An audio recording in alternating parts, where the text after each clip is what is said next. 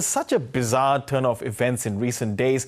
What could have possibly triggered Vice President Sara Duterte in the first place to say she had effectively employed an assassin to kill President Marcos, his wife and the Speaker of Parliament if she had died? Well, never a dull day in Philippine politics. I think you can really see the legacy of American colonialism in the Philippines.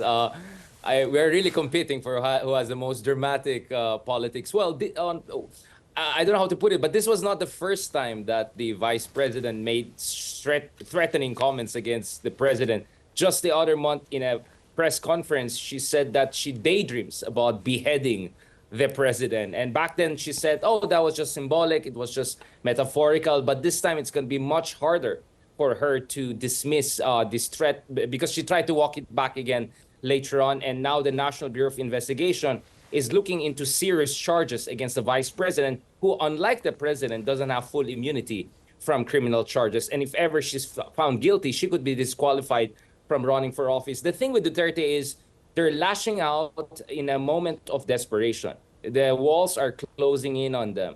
As we speak, there are investigations and hearings, one after the other, about alleged anomalies and corrupt practices, graft in the office of Sara Duterte, allegedly when she was the Department of Education Secretary, and she continues to be the vice president. Her father, the former president Rodrigo Duterte, could face an ICC warrant of arrest in the coming months based on some of the speculations. So the whole house of Duterte is sensing that the walls are closing in, so they're lashing out back and trying to portray themselves as defiant victims of supposed political persecution by President Marcos and his allies. And of course, everyone knows about the history of the house of the Marcoses as well. So in that vein, does she have any reason to fear for her safety?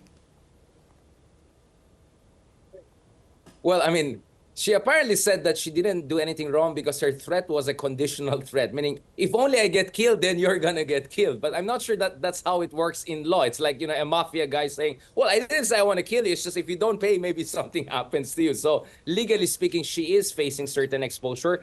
Now, going back to this, I think the mistake of Vice President Sara Duterte is that she's not realizing that unlike her father, she's not the president, right? So she's not the most powerful figure. And more importantly, she's up against the Marcoses, who are the OGs when it comes to Philippine politics. They have been in this business for a long time. And Ferdinand Marcos Jr., who is much more soft-spoken than his father, the late dictator Marcos Sr., has generally tried to avoid direct clash with the family. But in a very spirited speech, perhaps the first time I've seen him angry and pissed off, he said he's not going to let go of this. That because his wife was threatened, his cousin, the Speaker of House, was threatened, and the office of the president was threatened not once, but multiple times, he will fight back. So let's see if the moment of truth is before us. So how do you see that playing out? How do you think Ferdinand Marcos Jr. might fight back? Well, he has many options, right? As I said, on one hand, the National Bureau of Investigation could push ahead with criminal charges against her. The father, former President Duterte, didn't help the situation because the next day after his daughter's threatening statement, he implied that perhaps the military should come in and solve the problem, right? So the father could also face an incitement to sedition charge. There could be also investigations by the military and security services if there are indeed some seditious or coup plots by elements, tied to the Dutertes. And, of course, President Marcos Jr. could also support impeachment proceedings by the Philippine House of Representatives, who has been also at the receiving end of attacks and threats by the Duterte family. But the ultimate one is the ICC.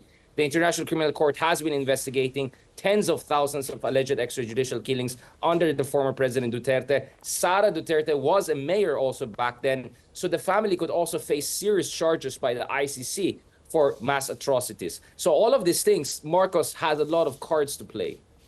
Yes, indeed. And so can we effectively say that this political partnership is effectively over?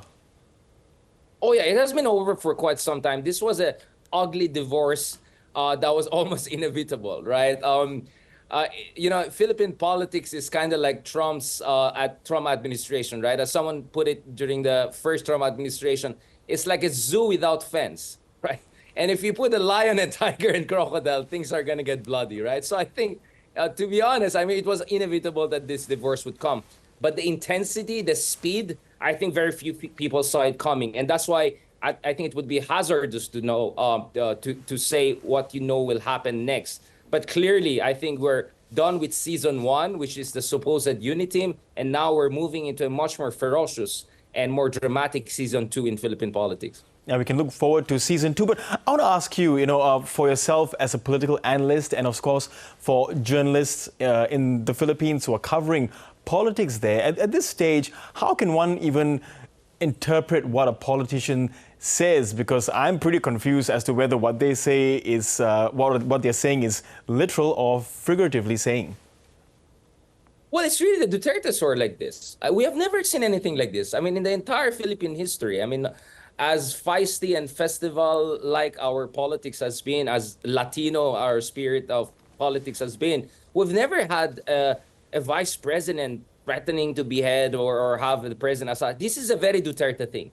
So I think much will come down to whether the Dutertes will be a mainstay in Philippine politics, or will be they taken down legally and otherwise.